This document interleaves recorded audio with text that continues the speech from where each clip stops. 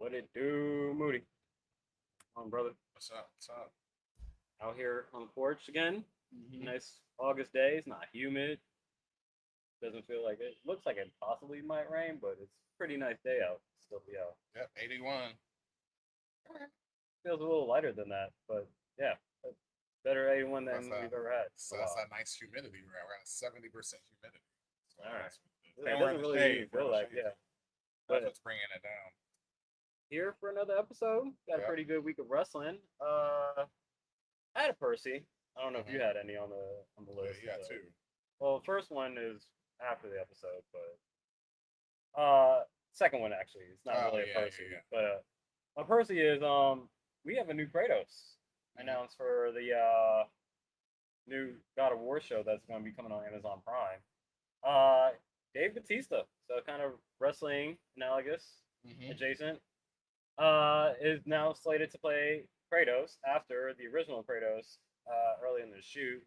I think tore his tricep and is out. And I was like trying to figure out, looked up the name of like who the actor was that ended up losing his role as Kratos. Played Gary Bertier and Remember the Titans, and he's also an actor in Sons of Anarchy as well. But the guy that played Gary Bertier is the guy that was supposed to play Thanos, not Thanos, Kratos. Yeah. Gets me down this wormhole because obviously made me click on Gary Bertier, and then I ended up on like T.C. Williams, Alexander City High School Wikipedia page, and I went down to the alumni to see if they added any more to the list. I know this wrestler is from Washington, D.C., but I did not realize went to the same high school as me. Nyla Rose, T.C. Williams, Alexander City High School alumni.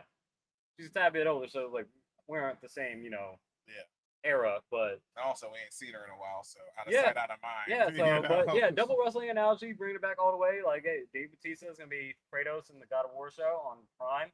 I was gonna check it out regardless. I'd rather have the show be on HBO, but we'll see how Prime does. But yeah, shout out to Dave Bautista. He's gonna have to put on a lot more muscle because he's slimmed down. Yeah. Well, yeah, I remember that. I think I must assume it must have been after Dune 2, obviously, when that was his last huge one, and he was talking about like after the presser and everything, and how much he wanted to be at a slimmer weight, being older. And he's like, yeah, I'm not about to be walking around like 260, so like I don't need to do that anymore. Yeah. And so being slimmer opens up to more acting roles. Yeah, it's just funny because like once a guy is that big, it's like, oh yeah, like. You don't want to have, I forget who said it. I think it was Cat Williams, have a Doberman or like a pit bull head on a Doberman pincher body. Yeah, right. So. But, I mean, we'll see how well he does. Obviously, Kratos is supposed to be older in that, so you can imagine, like, he doesn't have to have that muscle mass. It'd be interesting, I assume, or I shouldn't assume, because there hasn't been any live-action God of War or anything, so they could start from the beginning. But knowing it picks up after the most recent game. Okay. Well, yeah, that's what I was about to say, is that, like, it's probably, you're talking about he's older. That's probably talking about like what is his name, Atreus and stuff. Like yeah.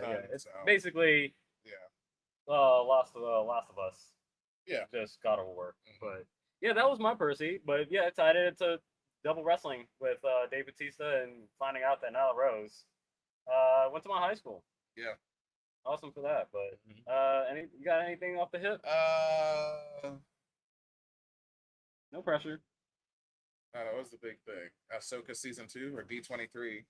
Yeah, X-Men cast officially. You used to assume most of it. They still got a few more to announce, like Magneto and some of the other characters as well. I like the Ahsoka trailer. What else is big? Oh, that's it. If you got it, you got it. If you don't, you don't. But let's get into the episode. Doors opening, step back to allow customers to exit. Cut into the crowd. It's a holiday. Samson, my tag team partner. Fresh drive, bro. Comes off the top rope. This is the Wrestling Re-Up Podcast. Weekly stroll in the avenue of wrestling. Follow us here on our socials. Comment, subscribe, do all the social media things.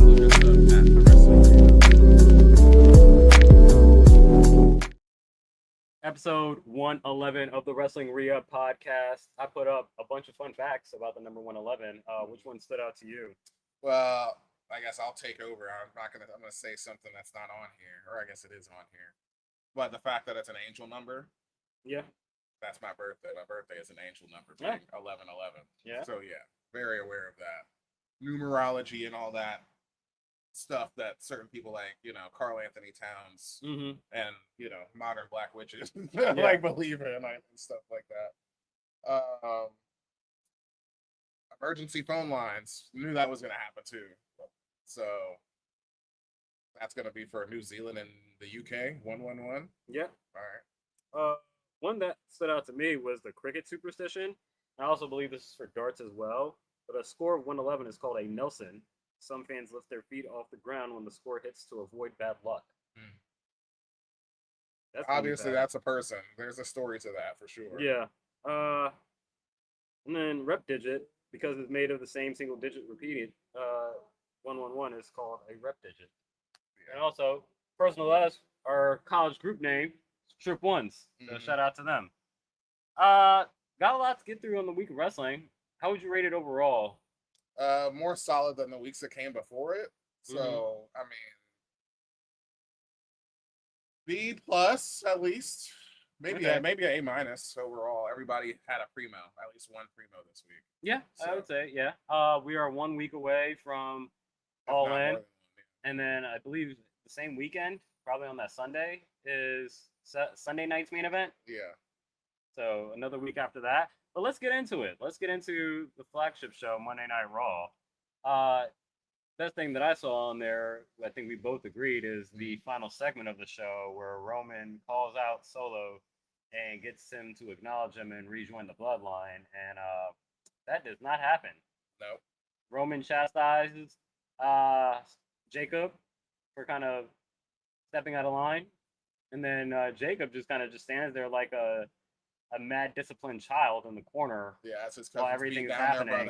And Solo Simone spikes Roman after LA Knight tries to help out and whatnot, and all bedlam breaks loose. But Solo does not acknowledge his tribal chief. He defies him and continues to want to be an outcast of the family. Yeah. September 6th is Saturday night's main event. Okay. Yeah. Well, yeah, I'm just getting back to that point. I want you to know I was looking at something, not ignoring you. That's all. But no, it was the best thing on the show. For me, I was struggling with the champion of the week for Roman, taking the spike in this segment, because I really did like the buildup of the. I didn't care for the buildup of like, oh yeah, Roman's coming like earlier in the show, like. But, getting him out there, like, obviously you got to have entrances and all that stuff, because I think, this whole segment was like 25 minutes, wasn't it? It was fairly long, yeah. Yeah. Roman gave follows. Yeah, because that's the whole first half of the segment. And Jacob was mad about that. You felt Jacob some type of way. Was he mad, or did he just make a face? I mean, he made a face and went to the corner. He made a face. He didn't do anything. He walked away and went to the corner. I think he expected an follow. Nah, nigga, you ain't did shit yet. Okay. What do you mean okay? We've been watching the Bloodline. How long has Jacob been in the Bloodline? Jacob has basically been his right-hand man. Nah, nigga. How long has that was not my question. How long has he been in the Bloodline? Doesn't matter. What, you're so you ignore I'm just asking you a question. Yeah, it hasn't been long. Okay, that's all. I'm saying, doesn't matter in the eyes of Roman Reigns. He can switch the hierarchy. Well, sure. I mean, sure. I'm talking about us watching that. What does it matter? He hasn't earned that. They're telling us the story. He hasn't earned that. I mean, well, obviously we're predicting the story. Obviously, this is booking. That's what we're doing right now. Yeah. So that's why I'm saying this. Obviously, he hasn't done shit yet. Like, that's why. Okay. I mean, yeah, he's the scariest one out of all of them for sure. He's the one that you don't want coming for you the most. It probably. Seems like Roman is propping up Jacob instead of Jay. He was, yeah. Or he has been recently, yeah. I mean, because Jay has been faltering. That's been the story they've been telling. Jay's been faltering, getting the job done with LA Knight, which is why he said, I'll take care of it, So, yeah, I agree. It's part of the story, but he don't get no fucking Ulafala. You don't get shit, bro. Like, what have the Usos done recently? They've been ride or die from the jump, had to be beaten to submission, and they just brought their brother back to the family. They can't help that their brother is fucking, what is it, insubordinate. They brought him back. I'm just glad overall that And granted, that was my Reggie last week because I didn't like the fact that they were bringing him back. Yeah, because I agree with that. Like that he still hasn't joined again. I was like, yeah, let's go. Jacob Solo's been getting. I guess he's never really fallen off to me, but obviously he definitely took a dip, and as far as like ranking the show over like the last year.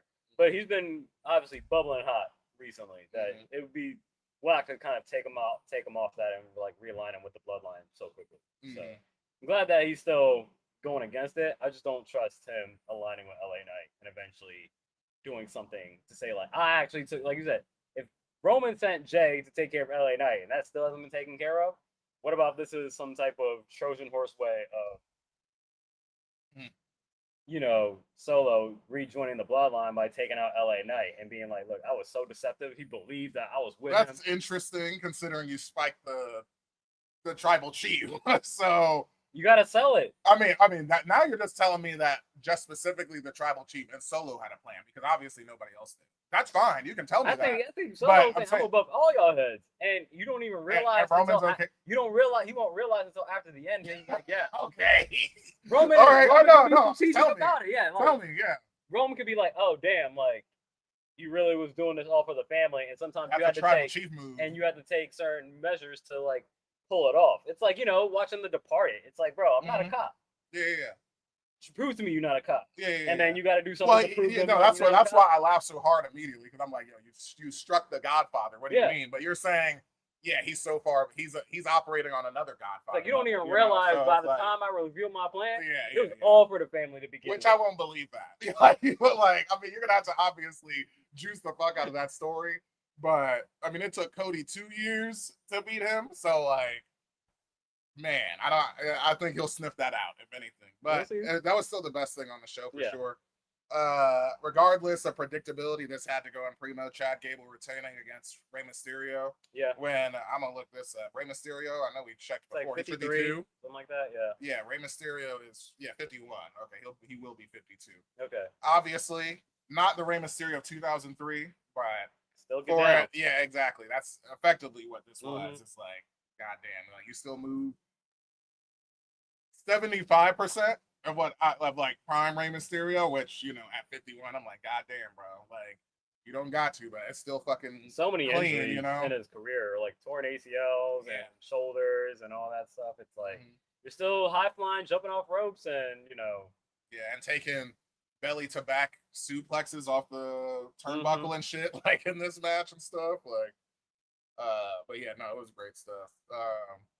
The mids top mid I had was the Oba and Braun Breaker promo. That was fine. That thing is this gonna be an issue for Oba where it's just kind of like you build up hype for his matches so quick? It's just like just get to it. Maybe that's the thing with him, as like because he is so like nuclear hot. You know what I'm saying? When it's like right in front of our face that like they have to keep him away from Roman as long as possible. Yeah. So everything does feel kind of moot in a sense, but with it being Braun Breaker, he has a dog in this fight, no pun intended. Yeah, I'm not saying that like it means Oba's gonna win. I'm saying more so it's just like the build up. It's like you don't need much build up. Yeah. Like I don't need to see weekly confrontations with him and Brock or him and Braun in this case. You know what I'm saying? Like, all right, yeah, I'm hyped for this match. Yeah. And then also like it's probably gonna be a first match outside of like possibly a 3, which is obviously gonna end in a stipulation. And I'm like, yeah, okay, like somebody's gonna win here. That'll take us to win. 3 matches takes us till November. Oh, Oba's got to be in the Royal Rumble. So yeah, maybe does he have to, or like I don't think he has to be in it because Oba could win the Royal Rumble. Well, yeah, he could, but why? If once again you have your champion, you end the 3-way by like the 3-way battle by Survivor Series, and then Brock and Braun and Oba as the last 2 remaining entrants in the Royal Rumble. That's basically 4. I was just gonna say, I mean, he has a title shot already. So whoever wins the Royal Rumble is getting. They, who knows with WWE storyline? Maybe you pass it up for the match. Obviously, but this is what the format is right now, and we know that obviously Oba and Roman is a WrestleMania match. If that is going to happen at WrestleMania this year, that's happening at Mania. Yeah, it's not happening anywhere else. So I'm like, you don't need to win the Royal Rumble if you still got this thing in your pocket. As he's been saying, so it's not like he forgot about it, but we just got to stretch it out until then. So if that's the case, then like call your shot before the Royal Rumble and be like, I'm not even going into this shit. You owe me one. Like, so, and then whoever wins just goes against Cody, Sammy, Randy, whoever. Again, yeah, possibly if we don't know how WWE is going to treat Oba's still in his chamber, you know, King of the Ring title shot. Yeah. I don't know, but possibly. But because I can still have him losing at Mania too, even with that, because once again, bloodline. So simple as that's all I would come down to. But I mean, right now, I would still have Oba winning that match. Right now, I would bet on him. I think the highlight from this is Oba making fun of Braun's voice when he's like, "Hey Paul, what about blah blah blah?" Yeah. Like, even I think there was showing a little bit more character. Like Braun was trying not to crack up when he did that his voice impersonation. So yeah, funny, you know, Oba again, as intimidating as he can be, he's really good mic talker and he could be very funny. Which is funny because I was gonna bring that to earlier. What you said is like, you know, just get to the match, and I was gonna say it's like, you know, the character of Oba is so stoic. It's like, you know, kind of like, you know, what I forget who is it. No, I was gonna say it's Teddy Roosevelt that said like, speak softly and carry a big stick. Carry a big stick. That's Oba. You know what I'm saying? Not to say he's great on the mic, but it's funny to see. Yeah, he throws in. I've never seen any type of him doing character like that where he's like making fun of somebody like that, which is like, okay, that was funny. So yeah, never seen that before. So, but yeah, it will be hard to thread the needle of like, how do you just keep us interested when you just got these guys who obviously want to see just fear and power bomb each other. I want to see the car crash. Just get to it. The Lucha tournament advancements, Rey Fenix getting the win over El Fiscal and Dragon Lee getting the win over Dr. Wagner Jr. Going as predicted. From day one. Like, so Triple A is never gonna get over. Yeah, no. The same way TNA was never gonna get over. But yeah, it's working itself into Rey Fenix versus Penta. And I think they had a backstage connection as well. I know they finally acknowledged that they were brothers. I know they did before. I know you asked me that. They have. We gotta pull that. After the show, we'll look it up because I'm like, nah, I don't ever recall them ever being on screen together. In the shakes, I got the Judgment Day ladies beating down Becky and Steph. Yeah, both try to come down individually, but you know, 3 is more than 2. So, or 3 is more than 1 and 1. I guess that's how you should think about it. And then the continued destruction of Javon. That big cast. Yeah. Giving them a little extra fight, like, oh, that's all you got on the mic and stuff like that, just eating another big boot. So, I mean, Cass has to win. Yeah, he hasn't had a match yet. Yeah, exactly. So, but I guess does he win? But like put Javon out for like a month. Yeah, just take a spot. Like have Javon be carted out in an ambulance. Like that's with a neck brace and stuff like that, and it's like then you come back with a Javon where it's like he gets like, you know, a little bit more aggressive, shows a little bit more attitude, and it's like I'm not just like the happy-go-lucky guy because you're getting it a little bit right now, but it's like something's got to push him over the edge for him to be like, yo, to take down this Titan, to be the YN that he's supposed to be, because he ain't got no gun, so he can't do it the old-fashioned way he wants to, so. You gonna have to figure something out to take down. New music that's just super drill or whatever, like the most gangster music is right now. Sound old as hell. What's the gangster music that kids listen to nowadays? Anything else? Some young boy. Definitely some young boy something. Yeah. Anything else? No, that's it. That's it for me. Head over to the bodega. NXT. Highlights. For me, it was a promo. Beats battle backstage by the best character in NXT. Saquon, Sugars, and Dion Lennox setting up a cage match with weapons surrounding it as well. But the highlight was just, I think this was Dion Lennox's best promo. Obviously, Saquon was just more he was carrying them up until this point. Like they were doing that felt like a very natural conversation, and just both of them stupendously killed it. Saquon, amazing. Especially he was like, I'm a diamond in the rough or something like that. Like, I'm a diamond, you know, built on pressure and stuff like that. Carrying y'all suckers on my back the whole time. Yeah. But no, a great promo. Well done. I hope Saquon actually gets the win off of this, but he'll win. Again, it seems like you're more pushing Deion Lennox. But again, watching that promo, I felt like Saquon could have like the Daniel Bryan championship win, where it's like, yeah, you don't expect me to win this, but I'm gonna do it. And then they will never give him a WrestleMania. I wish that on him. I could see it happening, but I think the closest is him winning a stand and deliver in a surprising way, winning the NXT championship. We talking about Saquon winning it? We still. I can see Saquon winning the WWE championship. I mean, we still waiting on. Montez, I can see him having that moment, being like, "Yo, I'm the underdog, bro. I'm coming for you." Blah blah blah. Yeah, I guess if anything, yeah, he's a promo battles with Roman. He's officially a singles guy now, so that's the advantage that he has over Montez, if anything. But yeah, I love this. I love this segment. This is great. Yeah, I liked the character work from Saquon when he was like, "Oh, what you want?" Or because he's like, "Oh yeah, let's put it in a steel cage," and Deion's like, "Oh, what? So you want to keep them out?" Yeah, he was like, "Yeah, like obviously, like yeah, bro." He's like, "Oh, that's all right." He's like, "How about put some weapons in there to beat your ass down with all this stuff?" Like, all right, cool. But yeah, with bad interpretation by us, but way better than what we were saying. The best match on the whole show was EK Prosper winning the Fatal 4-Way to, I think this is North American title #1 contender? Cruiserweight. Oh, yeah, that's right. AAA Cruiserweight. That's what it was. EK Prosper beating La Parca, Rocky Moreno, and Romeo. Thank you. Romeo Moreno and Tristan Angels. Yeah. Not surprised. Very fun. Yeah. I mean, looking at looking at the 4, I'm not surprised if I had to pick one. Yeah, for sure. I'm a fan of Tristan Angels, so I'm like, man, like, hopefully we give him something else to do or something to kind of chew on to actually win a title because he'd be fine. Yeah. But he's good at the posh British, I don't think EK is winning this AAA title, but no. I mean, Ray Phoenix is a bigger star, obviously. Yeah. We'll see. And then we also saw Ray Phoenix earlier in the show to start the show. Cruz Montana was calling out Zilla for attacking him afterwards during the match last week. We get notice that Zilla is currently not at work, showing up late on his first day of his job. But we get Ray Phoenix to come out and basically says like, yeah, we can go at any time, but I also got your back because we have a long history with one another.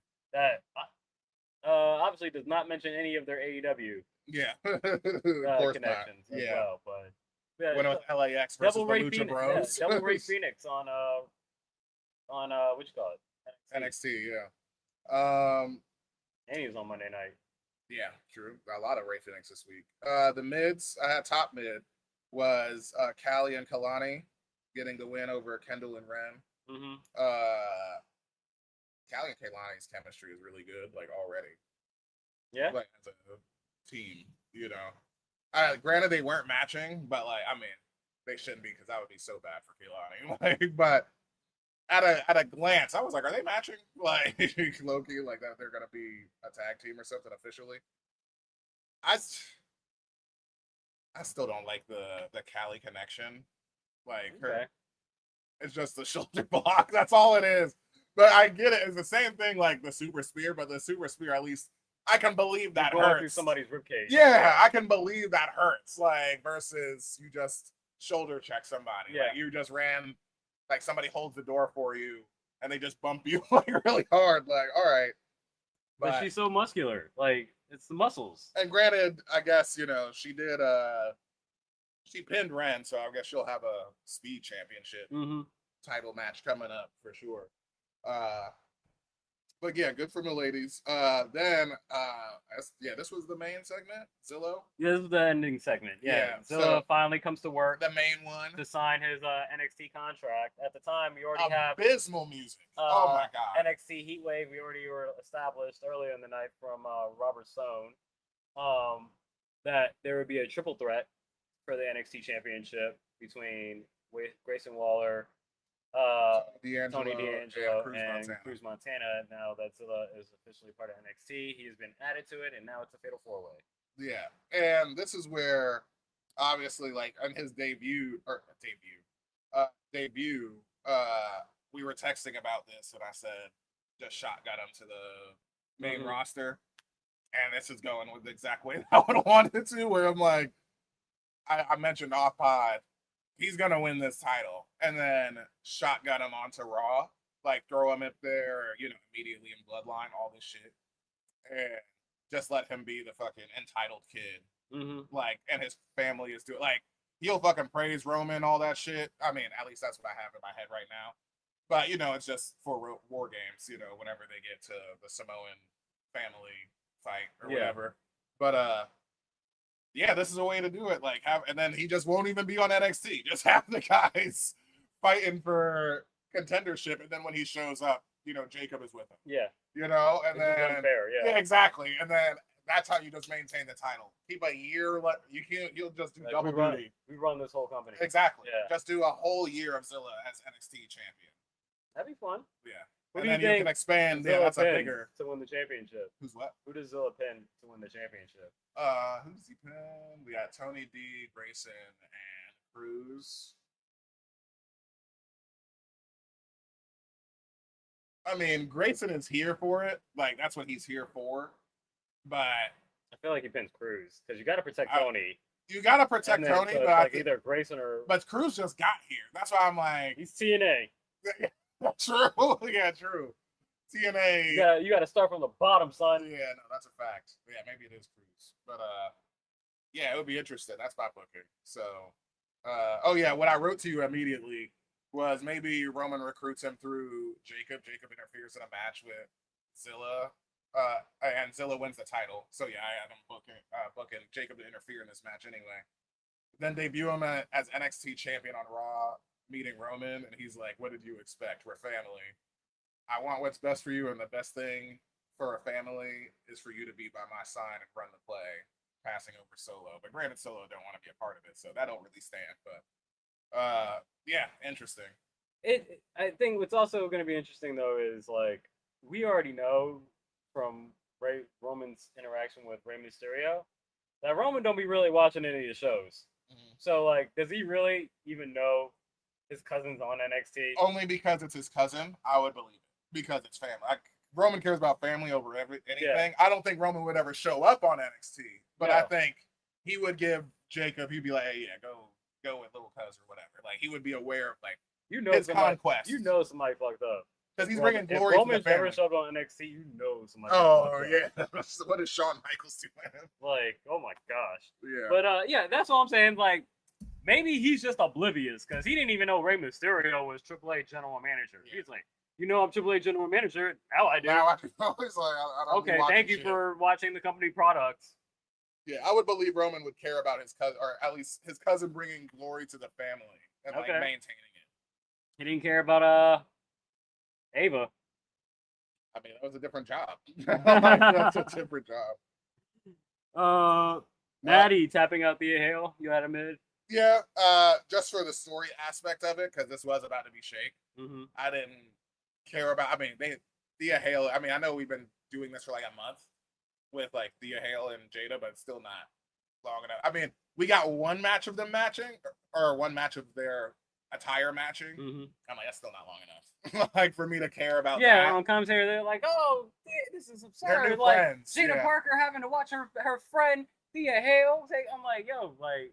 I don't even know they even friends. They just got put together as a team. It's interesting. We should talk about that because that's like she's in kayfabe. She's a new friend, so it's like, yeah, that friends would definitely. I mean, she should be hurt, but it's like, yeah, it's not like it's your sibling or something. Yeah. Obviously, it's something else. But like, does it motivate her anymore?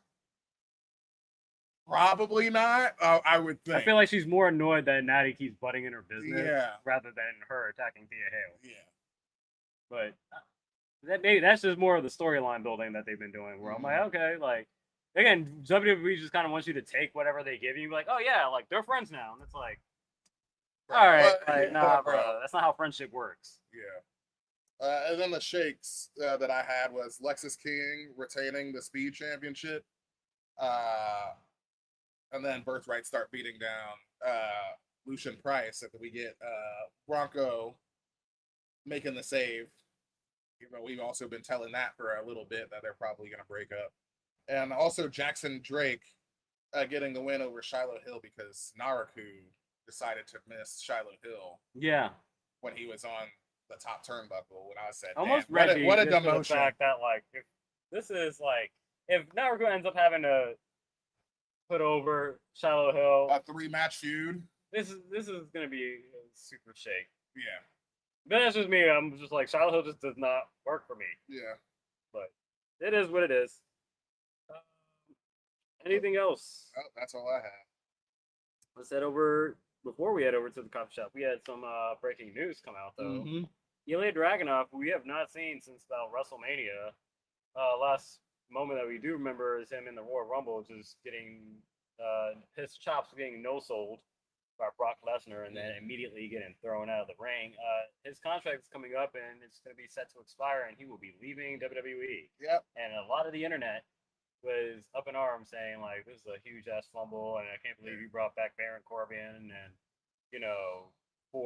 and let go Ilja Dragunov and the New Day and all these other people and whatnot, Kyrie Sane and whatnot. But yeah, Ilja Dragunov leaving WWE after just haven't seen him. Where's he at? Where's he at? And all of a sudden, money cuts. It's not even. I don't even know if it's money cuts. I think it's just they have nothing for him. Well, sure, but we know that's the common thread. So if anything, his contract was coming to an end. Yeah. And they were just like, all right, well, we're not going to they knew they weren't going to re him up already. Mm-hmm. That's just all it is. He's on what we would call terminal leave. You still getting paid, but, Yeah, kind of what I mean. There's also notice that AEW has a lot of contracts coming up within the 6, 12 to 18 months that they're just going to let run out. Mm-hmm. And so, again, the free agent market on both sides is going to be pretty big. Like. There's WWE is another one. There's a lot of people you haven't seen on TV a lot. Their contracts are coming up on WWE. So people are speculating Bayley and, Julia and whatnot. Julia, apparently WWE tried to trademark her name. Mm-hmm. I think they got actually approved this time to have Julia trademark for WWE. So maybe she stays. Maybe they trademarking her and then just keeping her name. And basically she has to do another name when she leaves the business, leaves the company. I don't know, but unfortunate. A lot of people projecting Ilja at AEW. Yeah, I think Ilja is probably best on the indies, honestly, in my mind, or going to he's too big for Rev Pro. He's too big for New Japan. Yeah.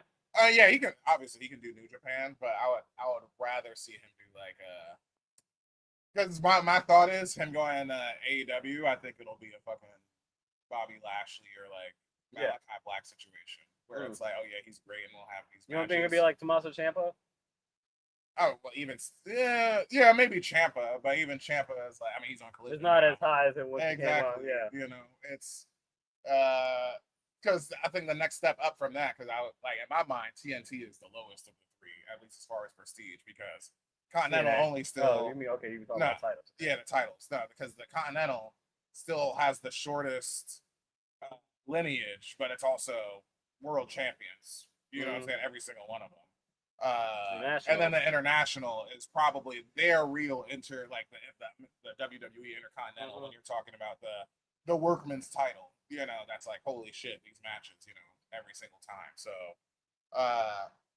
that's his cap in my mind, his international title, and that's if he gets there. Because Tony we can say he's playing a long game. Obviously, he's only 7 years into running a wrestling business. But Fletcher's my guy, and I'm sitting here why is he not going for the AEW title right now? You know what I mean? So I think he has a division problem in himself, where guys should be moving up or down, or you know what I mean? It feels kind of. They can be both Takeshita and Kyle Fletcher could be the Triple H Rock era where they're fighting for the Intercontinental Championship, and then eventually their rivalry continues into the AEW Championship scene. So it's just, again, long-term booking. And then if that's the case, then those spots are taken. You know what I'm saying? This is what we were talking about, free agency. So those 2 spots are taken for the international title for the next 12, 16 months, then what you need Ilja for? You know what I'm saying? If those spots are taken and you want to move him up, you know what I'm saying? So that's where I'm I think Indies would probably either Indies or New Japan would do him best, in my opinion. he'll be great wherever he's at. On to the coffee shop, Dynamite. This also had 2 primos for me. The Ospreay and Omega interview and the end of the show. So just, main storyline build into the main event of All In's London. This was I'll ask you this. Was this the segment? I mean, I put it at primo. Did this segment work for you, at least as far as like the most build up that we could possibly get? You know what I mean? Before the match. Yes, because it was still entertaining and it was fun to see Kenny just be an asshole. Though it's not it just got over the line for me as a primo. I think it's firmly up front of the line of primo rather than mid, but I think it's like not too far away from the line. You know what I'm saying? I think I think Ospreay was going to win regardless at All In. I think I would have more liked the guessing game of whether he's going to do it as a heel or as a face. Yeah. Right now, Kenny kind of basically being the heel in this situation feels like we're gonna get a fairy tale ending similar to what we got with Hangman winning the title. And it's like, okay, cool, but I'd rather him have that dilemma in the ring during the match rather than already kind of setting it stone that like, okay, Kenny is clearly playing the heel here and Ospreay is the one that is the face. And maybe plus it's a face Ospreay, maybe Ospreay ends up doing the pile driver. Yeah, the Tiger Driver. The Tiger Driver. That's how it's ending. But again, how it's if he does it at this point now, you're doing it as a face. Well, yeah. I mean, it's also in front of his home crowd. So that's where I feel like that moment is kind of, obviously we talked about this hot pot. I feel like that's kind of inescapable. Like the story of the match, you can have him working heel, but that moment of him winning is still going to be a cheer. Yeah. So the only way to bring that back down is, like I said, you give him the cheer for like 30 seconds or 90 seconds, and then you kill Kenny Omega. And then I guess not a double turn because they're both, Kenny's already a heel at this point, but like it would be a turn from Will Ospreay. So it is a fairy tale moment, but he's not the same guy that you thought he was. If he wins clean, Kenny and Ospreay make a Ospreay and Kenny like raise their hands together. Mm-hmm. Then all of a sudden Ospreay attacks Kenny. Death Riders come out and they give him a bag. And that works. That's exactly what I'm saying. Basically, that's exactly what I'm saying. Yep. Do that. Perfect booking. Okay. Yep. That's exactly what I'm saying. Because again, the other way, it's like I don't think you can fight the London crowd. You can't win the crowd with like. I don't think you can fight the crowd. I think in the wrestling manner of the match, like he can't come out as a heel through it. Because I think then you just get Austin and Rock at WrestleMania 17, where again you're in Houston, Texas. Yeah. Austin is clearly being a heel. Everyone on TV watching this match was like, "Oh, Austin just turned heel." But people in Houston were cheering for Austin because they were like, "Yo, Austin's the champ." Yeah. So it's like kind of are splitting the side. Like on the inside of the crowd, it's like, "Yeah, we're cheering for him." When you're like, "No, he just aligned himself with Vince McMahon. What are you talking about?"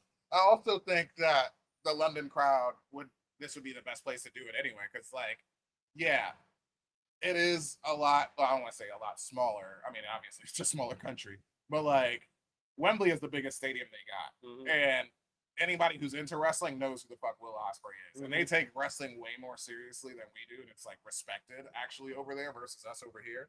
So I'd be willing to believe like the kayfabe of it, like they're gonna be all in for it, pun intended. You know what I mean? Like, yeah, they'll be happy that he wins, and they're like, oh no, like he'll be the biggest heel, I think, coming out of it. Possibly. I mean, granted, Kenny deserves it sort of at this point, so it's like he has done one thing only. This is and that's another thing. Like before, it just felt like competitive. Now it was just like, oh, you guys are setting a line as far as face and heel. Yeah, because Kenny has been like, now that he's got the title, it's been the paranoid champion that he's been with, like this rivalry, how he's turned the friendship with Ospreay into a rivalry because he's like, yeah, just paranoid about him, That was a good spot with him with the chair coming in for the save. That sets all of this up, you know what I mean? So, yeah, we get at the end of the show a one-wing angel through the table, where I'm like, God damn, he should be dead now. But yeah, Ospreay's winning this. Tiger Driver might be 2 Tiger Drivers. He might take 2 Tiger Drivers. If he took a one-ring angel through the tables, he's putting with Tiger Driver through the tables. But yeah. Like now just fuck it up, hey.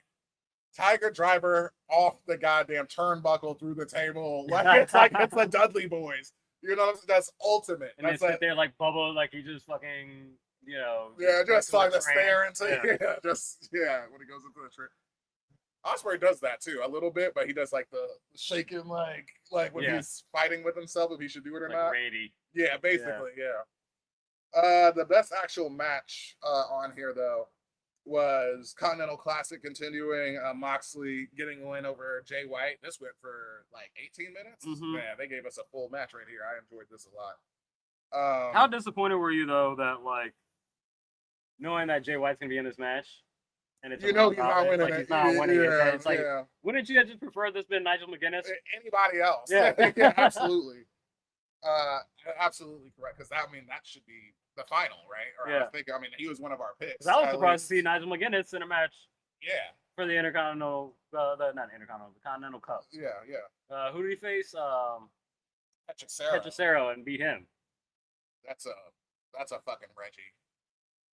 That's a Reggie coming off the commentary desk and beating the CMLL world champion. Yeah. No respect for Hechicero on Dynamite at all. Just like Beast Mortos. Yeah. Like, these guys same thing. Yeah, Beast Mortos. They're never gonna get over, bro. Yeah. Well, they're over. They're never gonna win. Yeah. My mids, we got Takeshita returning and taking out Fletcher.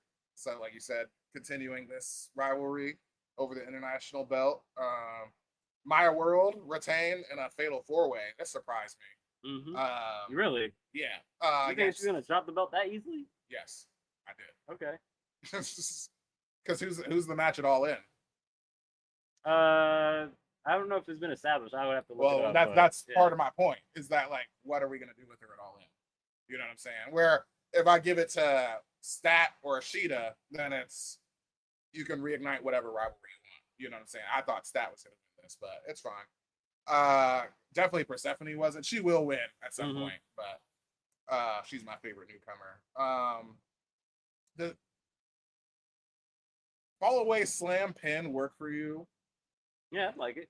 Okay. It's not impact enough for me. And she's a small girl. It's like you have a they say I you have more leverage the lower maybe you I'm are. thinking about like Maya Lockwood because like she does like the powerbomb lift into like the power slam, and I'm like, that's actually pretty dope. Yeah, but no, the fall away slam. Yeah. That's where I'm like, she's just doing this and bridging over, and I'm like, athletic for sure. Yeah. Strong. You're never gonna win a match like that. Hey, that's where it is. I'm like, that's not gonna work. Yeah. In my opinion, that's not devastating enough. And then Kevin Knight, we got him taking out Darby Allin, setting a trap for him. It was almost shake to me, bro. Yeah. I thought this was super corny. Yeah, this is. People like, oh, it's a tribute to when Jeff Hardy got hit by his pyro and stuff like that. And I'm like, if that's the case, that even makes it even more whacker. Yeah, that's what they were going for. Well, yeah. The best thing about this was the coast to coast on the chair. But that pyro shit on the stage, I was like, nah, B, you can keep that. It does make sense. I actually did listen to on Ringer Pod. They did have Shoes and actually did interview Kevin Knight. Yeah, Jeff Hardy was his guy growing up. So I didn't know internet wrestling community was saying that, but when you say that, I'm like, oh yeah, that does make sense. He literally just said that this week. That Jeff Hardy was his favorite. Yeah, that's it for the mids I had. And then I had for the shake, Get There Already, Mercedes and Willow Brawl. Yeah. Get There Already. And then party match. I'd actually put that as a mid because I thought again, good backstage conversation. I don't like how close they were doing their interviews that she could just like, where are you? And then basically like walked around the corner. Sure, and just like she did put venom in that dumb bitch too. Like when Mercedes called you a dumb bitch, that shit stung. Like for real. So yeah. I hope Willow wins. No. But maybe my I'll say my bet, my stock that I have in that Harley Cameron returns and cost Willow the title. Crazy. And the last bit I got was the party match. United Empire getting the win over the Don Callis family B team. Cool. Yep. That was that's why it's shake. Where would you rate? I think we should have talked about this last week, but the Hurt Syndicate is back. Oh yeah. They're on Collision. On Collision, yeah. That's what I was like. Well, that just rules out all of your booking. Yeah. I'm like, damn, yes. It is exactly what I thought it was. Or it's so obvious. obvious. I said last week, I still lean it's going to be the New Day, but just throwing out curveballs here. Yep. And Tony's like, shut that shit up. Yep. Because we get Hurt Syndicate making their return, reinforcing Shane Taylor promotions on Collision. Yeah. And just letting us know that they still hurt people. So with no titles, but that's we'll all right. See. You think Shelton's gonna get a title? Not on Collision. Not at all, bro. Yeah. That's what I was telling you. Shelton ain't getting one at all. We was already asking for a lot. When's the last major title change outside of a trios titles or something like that happened on Collision? On Collision? Oh shit. Yeah, I couldn't tell you. Maybe I could bet probably next up would be the TBS title, like the women's middleweight, I'm sure that probably got defended there or something. But yeah, that was the coffee shop this week. Let's head over to the gallery for the Book of Wrestling.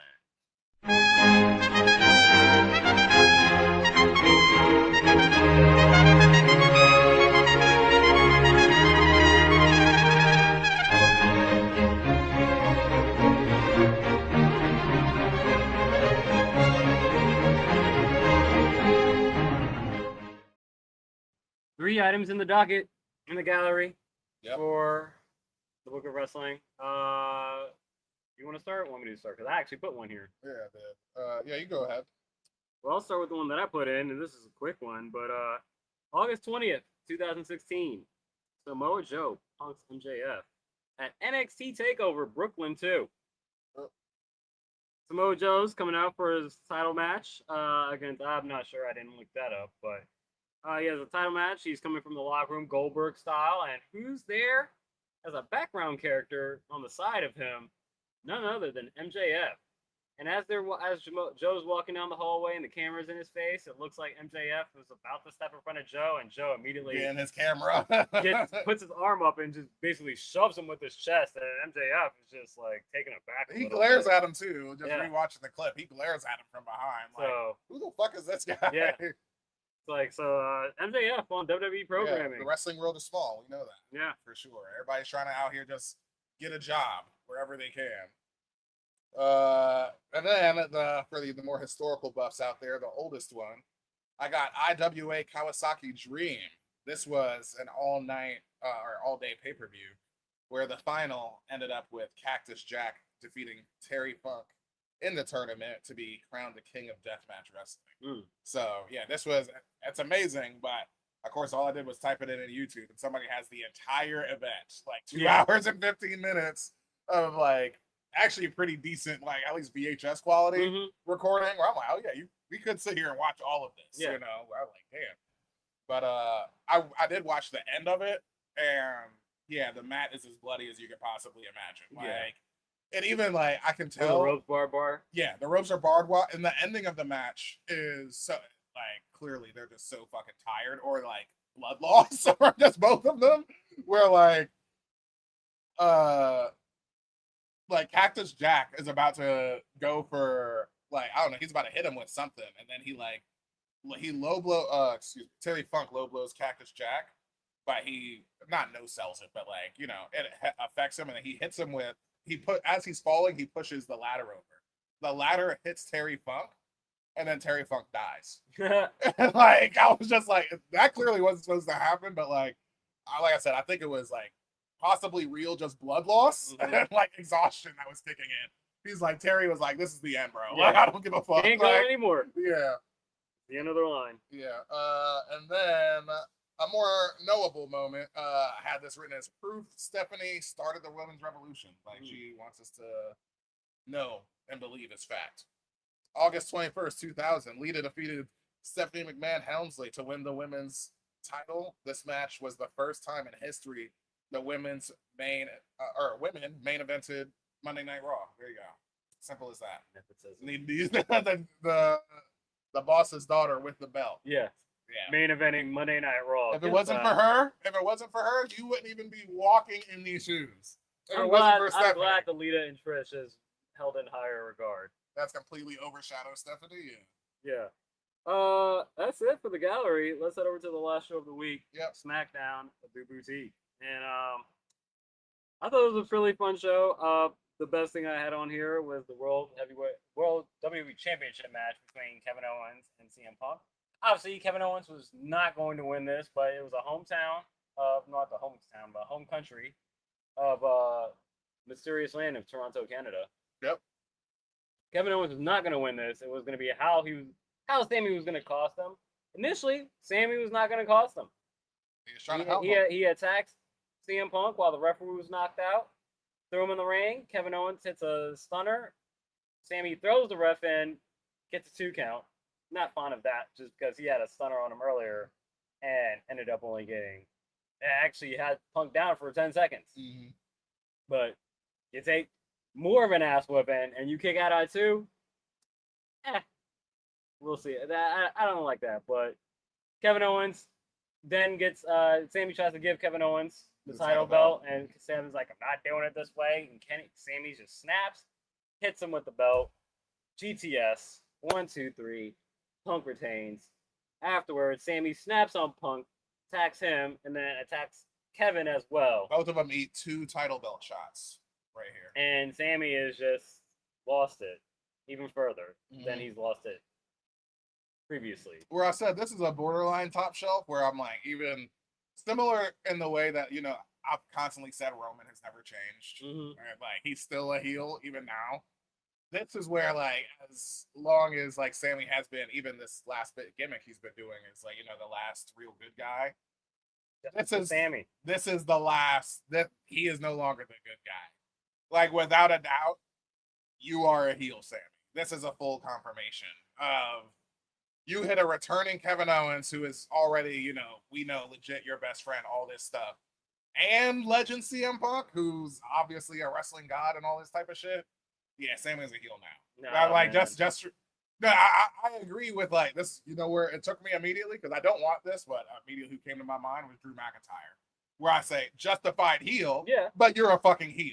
Yeah, he's absolutely a heel at this point. There's no. But again, like I think there's no way you can wrap your mind around. Just as bad as done to Sammy that there was Drew. Like the fact that you had a one-on-one match you was preparing for weeks, that's your job. And then the last second, you get Gunther and Kevin Owens to come back, and now it's a 4-way. And then on top of that, the general manager that set up the match interferes and costs you the match. You didn't even have a chance. That's some BS. You have another general manager. He fought with Gunther, right? When he interfered? Yeah. Okay. Well, I mean, he did you a favor. And then you got another general manager take you off your show and make you defend your title on Raw? Well, that makes within sense. 3 days? That's some bullshit. Yeah, that makes sense. I'll defend my title, but not on your show. That's BS. I'm the boss right now. Yes, you are. Either that or be suspended, Justice for Sammy. Justice for Sammy. Next week I'm wearing my. You can't say justice for Sammy. Next week I'm wearing my honorary Uso shirt, bro. You can't do justice for Sammy no more. He's a heel. That's why I was like, this might be top because this is Sammy's heel turn. Great storytelling though, because again, you could have gone the traditional way of just Kevin Owens getting cost. I mean, eventually it happened that way, but initially it wasn't like that. He was trying to help Kevin win the title. And Kevin was just not accepting his help. I like that story twist. I like that story twist in that. Because he can't take it out, like you said, he can't take it out on Adam Pearce. Because he's a fucking GM.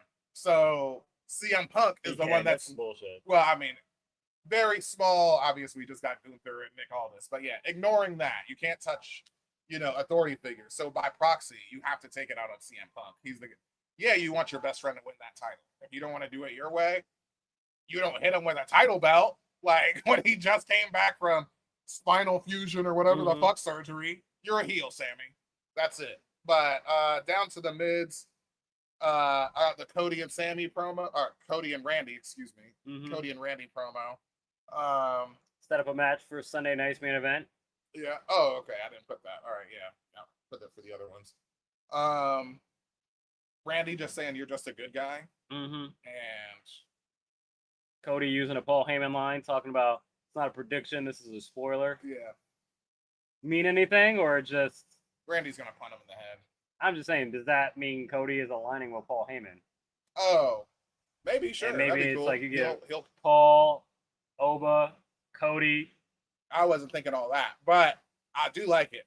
Because my thought was, I was like, yeah, what is Paul Heyman doing if he's, because right now he's still floating amorphous between Braun Breaker and Oba Femi, still sort of Braun Breakery. Seems like he leans more to Oba. But yeah, I mean, that's what Breaker's been saying. So with that being said, it's like, yeah, Cody fits a lot better for sure. Like, I mean, you can have that. That could be a squad. Oh, Cody and Oba. Sure, I'm just saying, Heyman isn't Don Callis. He don't run with a faction. He runs with one guy. He was running with the bloodline. By proxy, he was running with the Vision. By proxy of Seth. By proxy of the world champion. So yeah, both. If you choose your world champion. If I'm Paul Heyman, why don't I get both world champions? No, he can. No, I'm not saying he can't. I'm not saying he can't. Two-man power trip this shit. Sure. Bloodline. I mean, you'll be at that point you're already beating Roman. Yeah. I would say. But yeah. Oh yeah, the MFTs retain. Of course, because they just won the title. Yep. And it said Haku gave us the real meaning of MFT, which I like this. Did you see this backstage segment? No. Okay, so this was actually as they were coming out to defend the titles, and they were just talking shit in the camera or whatever, Tala and Atama, and then Haku comes from the foreground and hypes him up a little bit, and then he's like, "Now go out there and show them who's the motherfucking Tongans." And I'm like, that's way better than the My Family Tree or whatever. Yeah. I'm like, yeah, that's actually what it is. So I'm like, I'm going with that. Yeah. From now on. Because, I mean, they are Tongans. It's like too, BAMF, so. you know what I'm saying? It's like, yeah, you don't need to spell it out. Just be like, yeah, BAMF or BMF. Yeah. So I was like, now hearing him say that, I'm like, oh, perfect. The MFT works. Just the motherfucking Tongans. Like, cool. Did he say fucking Tongans? Or he dropped the F-bomb. Okay. He did. Haku don't give a fuck. Okay. I was like, because, it should be Seth fucking Rollins, but yeah. They gotta bleep it out. Haku can get away with it. Yeah. Anybody can get away with it, just bleep it. Yeah, true. Yachty versus Corbin at Saturday night's main event. Oh, that's official. Yeah. Okay. I thought they had a promo. I didn't know that led to that. That's what that was. So if Yachty lasts 5 minutes, Trick gets his title shot. Okay, speed match. Yeah, effectively. Speed title match, though, actually. So, yeah. So can he last 5 minutes? Can Yachty last 5 minutes? Yeah, you run around for a minute and a half, and then he's young, and I'm immediately like, yeah, it's gonna be so funny to watch Yachty. I think Yachty will do perfect at just literally that, running around, hide behind an announce table or something. Like, you know what I'm saying? And then obviously Trick's gonna come out at some point. Yeah. So that's really what it is. Yeah, it's definitely gonna. And if what happens if Corbin wins? Trick gets his, or if Corbin wins, then they're done.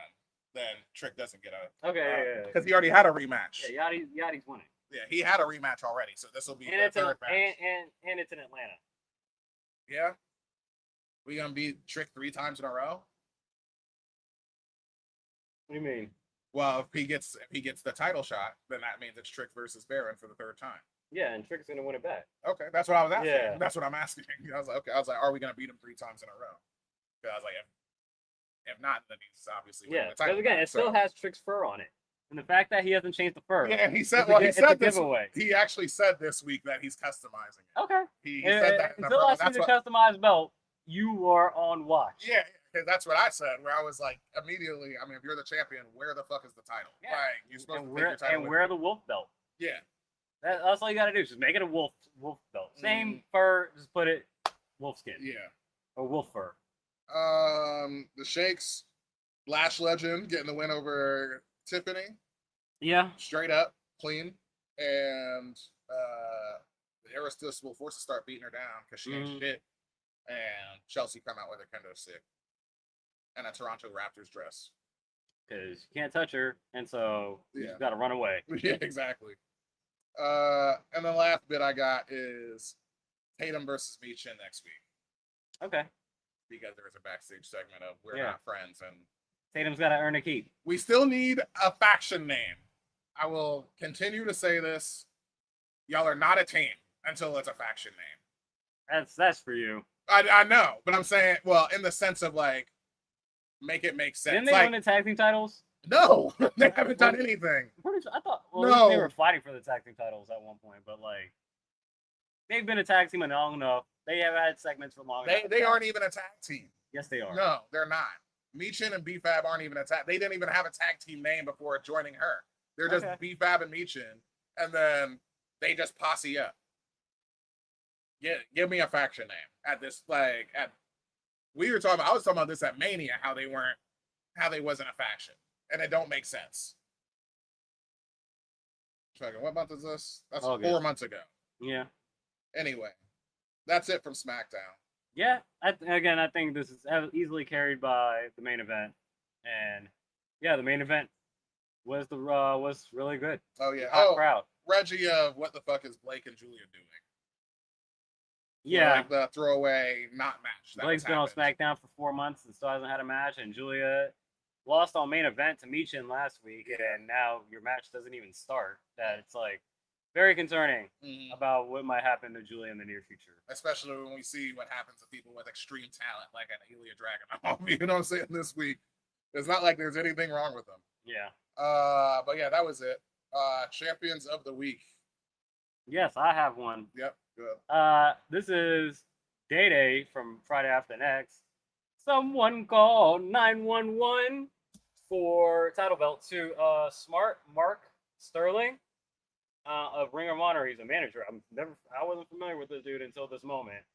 Takes one of the gnarliest bumps. Yeah. Where he gets knocked off the apron, but basically falls right on his neck. Yeah. And in a very scorpion manner, if you watch Ridiculousness. Yeah. There's literally a point, you can freeze frame this, where literally just his head is touching.